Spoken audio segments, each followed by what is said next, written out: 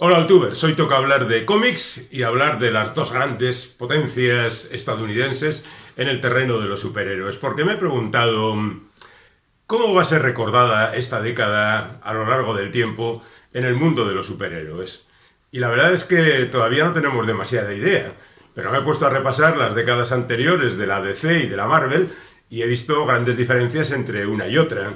Lo que voy a hacer es un par de vídeos con cada una de las compañías y bueno, pues en ellos, por una parte, haremos una pequeña, leve, superficial historia y por otra, os voy a contar qué es lo que yo leo ahora mismo de cada una de esas compañías, por qué y por qué no leo otras cosas que igual llaman más la atención o que son de personajes mucho más famosos. En cualquier caso, vamos a empezar con DC.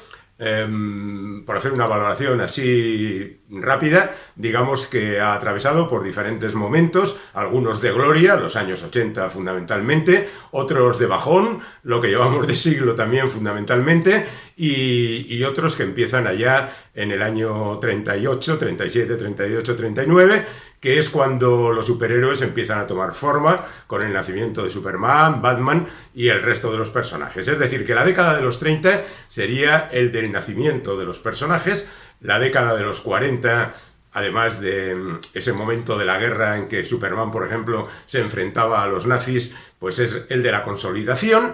Y la década de los 50 es aquella del golpe bajo, el de la seducción del inocente, de la acusación a los superhéroes y a los cómics en general de que estaban pervirtiendo a la juventud estadounidense. Bueno, los cómics y el rock and roll. Pero digamos que es un momento en que la DC baja por un lado su, digamos, tensión creativa y por otro, curiosamente, da paso a la edad de plata de los cómics, con aquel número de Flash donde vuelve a ponerse de moda. Lo que ocurre es que a la década siguiente, en los 60, casi al comienzo, entra en juego la Marvel, que había estado adormecida con sus monstruos y sus cosas, y con sus historias de amor y sus western, y nacen los Cuatro Fantásticos, Spider-Man y el resto de la peña. Pero siguiendo con DC, digamos que en esa etapa tiene algún momento glorioso, como la serie de televisión de Batman, que impulsa bastante los cómics de este personaje, y también del resto, Superman, Flash, Aquaman, etc. Bueno, después, aunque asumen su papel de segundones en esta etapa, lo cierto es que en los 70 vuelven otra vez a funcionar, fundamentalmente por la presencia del desaparecido y llorado de Denny O'Neil, que va a trabajar intensamente en la recuperación de estos personajes, y también por la llegada de Jack Kirby, que ha dejado la Marvel y que, porque no se encontraba a gusto allí y porque no consideraba que le trataban bien, así que él de repente se pasó a la DC, creó ese cuarto mundo que todavía pervive hoy en día.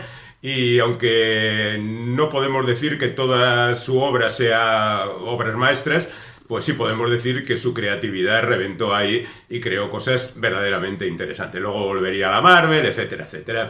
Digamos que la década de los 80 es el gran momento de la DC, porque es la etapa de, por un lado, Watchmen, por otro lado, el Batman de Frank Miller, tenemos a los nuevos titanes de Wolfman y Pérez, tenemos las crisis en tierras infinitas, tenemos, yo que sé, la cantidad de cómics que llaman la atención, y también el nacimiento, aunque no con ese nombre, de Vértigo, que es ese sello que durante 30 años va a dar muchas alegrías a los lectores, también algunos disgustos, pero que después ha sido infelizmente desbaratado por los dirigentes de la compañía. Bueno, después de eso, los años 90 también son unos años interesantes porque su competencia, la Marvel, no atraviesa por buen momento y todavía en DC se vive la continuación del éxito de los 80, con personajes como Sandman, por ejemplo, que todavía conservan el encanto y la atracción de sus primeros momentos. Así que llegamos así al siglo XX,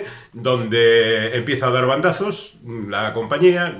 Dan Didio es uno de esos personajes algo siniestros que se ve que no está dotado para este trabajo, pero que manda mucho y manda mal, generalmente inventa cosas que no van muy allá y desgraciadamente, bueno, pues la cosa va oscilando. Por supuesto, hay cosas interesantes, hay cosas que no lo son y hay errores monumentales, pero al margen de eso, digamos que la DC se va estabilizando, sigue vendiendo razonablemente y da paso a otros creadores, no necesariamente a los clásicos, pues por ahí estarían Jeff Lemire o Zack Snyder o Peter Tomasi, que es uno de esos valores más o menos seguros que siempre trabajan ahí, y por supuesto Geoff Johns, que es un poco el que ordena el caos organizativo de la DC. Lo cual nos plantamos ya en la década de los 20, que no sabemos cómo va a ser recordada, pero que de momento parece que no apunta grandes cosas. Así que lo que voy a hacer para reflejar el momento de ahora mismo es deciros lo que yo compro y leo, y así tendremos todos una idea un poco más clara de lo que he querido contar en este vídeo. Bueno, vamos a comenzar por los clásicos. No leo Superman porque me parece que desde que entró Bendis en la compañía la cosa ha sido un pequeño desastre. Hay por ahí un vídeo que lo atestigua, donde hablamos del Superman de Bendis.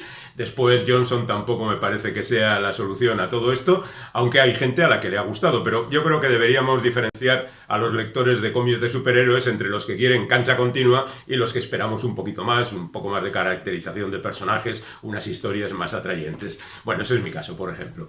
Digamos que no leo a Superman, pero sí leo a Batman. ¿Por qué?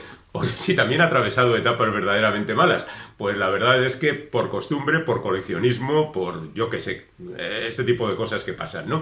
Zack Snyder, hablábamos antes, yo leí a Zack Snyder en esa etapa de el Tribunal de los Búhos. Bueno, aguanté bien, dejé de saludarle a partir de Metal, que ya me pareció un despropósito absoluto. También hay que decir que las etapas más recientes han estado caracterizadas por la presencia de secretarios. Casi todos los autores de fama, Snyder por ejemplo, tenían un secretario, James Tynion Jr., cuarto por ejemplo, en este caso, y otros más que habitualmente les ayudaban, pero con el paso del tiempo acabaron teniendo gran fama, Tynion por ejemplo, y conseguir reconocimiento. Yo debo decir que Tynion también, como queda claro en otro vídeo, el Batman de James Tynion IV, tampoco es el autor de mi vida. Bueno, y digo yo que seguimos coleccionando, pues seguimos coleccionando. ¿Qué ha pasado en medio entre Tynion y este número? Pues ha pasado Joshua Williamson, que en estos momentos es el gran arquitecto de DC. Y me parece uno de los peores guionistas que ha habido en la historia, así que estoy verdaderamente preocupado por lo que puede salir de esto. Su paso por Batman ha sido breve y verdaderamente poco representativo. Pero bueno, en cualquier caso ha sido breve y eso es lo importante, porque lo malo si breve, también dos veces bueno.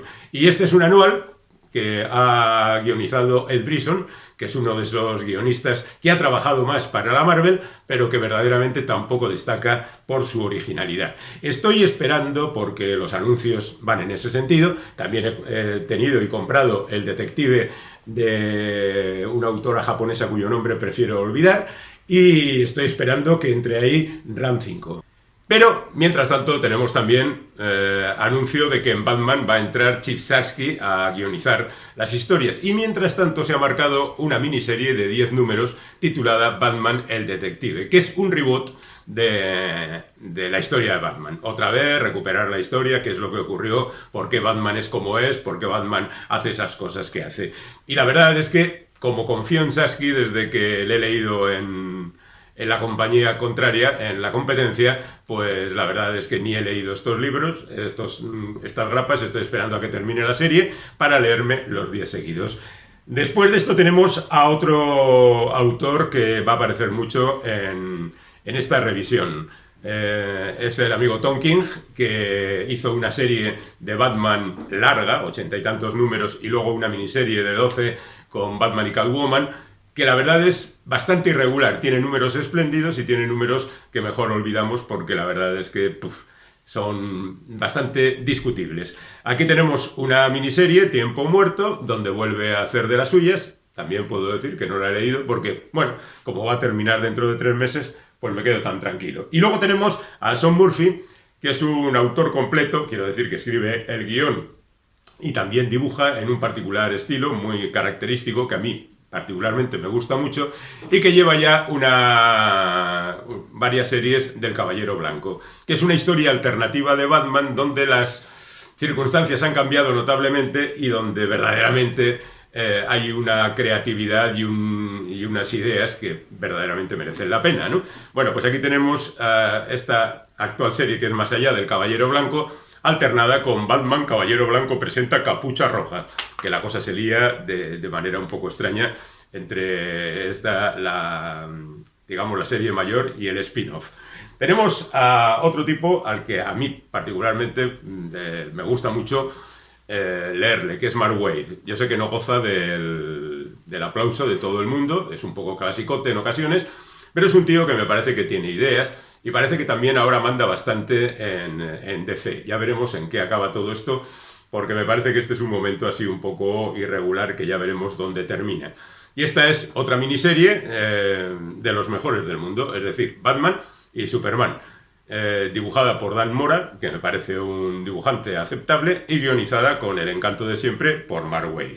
Y luego tenemos a la otra gran figura en estos momentos de DC, que no es otro que Tom Taylor, que guioniza bastantes miniseries, ha hecho alguna de Batman y de otros personajes, y su serie regular ahora mismo es la de Nightwing, que, bueno, como todos sabéis, lleva aproximadamente 20 números, y aunque me parece que va muy lento en su desarrollo, la verdad es que tiene ideas, en algunos momentos ha sido muy emocionante, aquel número que continuaba una página de la otra, etcétera, pues tenía su encanto, y todo ello con la compañía de Bruno Redondo, que también es un dibujante a tener muy en cuenta.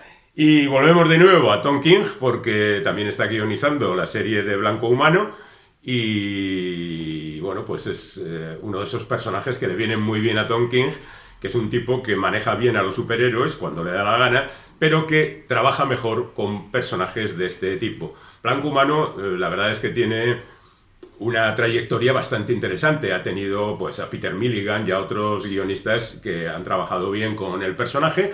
Es un personaje curioso. El Blanco Humano es el tipo que se interpone ocupando su lugar entre el verdugo y la víctima, y luego pasan las cosas que pasan. Y terminamos casi con Los Caballeros Oscuros de Acero. No tiene nada que ver con el metal de Snyder ni nada por el estilo. Es una serie de Tom Taylor, es una miniserie de 12 números. En castellano se publicará en 6, a sesión doble por cada uno de ellos.